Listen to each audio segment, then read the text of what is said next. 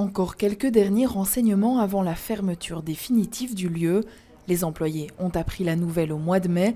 Diana fait partie des 37 personnes qui perdent leur emploi. Le matin, on se lève avec une larme dans les yeux, avec des collègues aussi. On se prend dans les bras, on pleure beaucoup. C'est très compliqué parce que surtout notre service, c'est comme une grande famille. On se connaît déjà depuis tellement longtemps. Le lieu, situé en plein cœur de la Grand Place, accueille jusqu'à 2000 personnes par jour. Les employés ont affiché des avis laissés sur Internet pour rappeler l'importance de ce point d'information.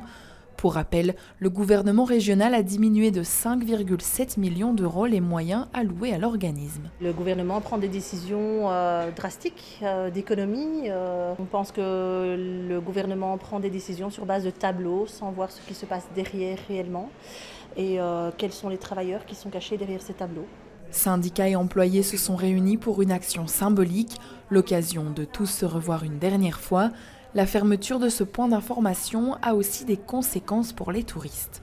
À titre syndical, on a une crainte, c'est de voir tous ces métiers de l'accueil être remplacés par l'intelligence artificielle, laisser les touristes un peu désœuvrés et ne plus être au contact humain. Ça, c'est irremplaçable. Les portes sont désormais fermées depuis 17 heures. Au cours des 5 dernières années, plus de 1,2 million de visiteurs ont été accueillis ici, soit environ 250 000 personnes chaque année.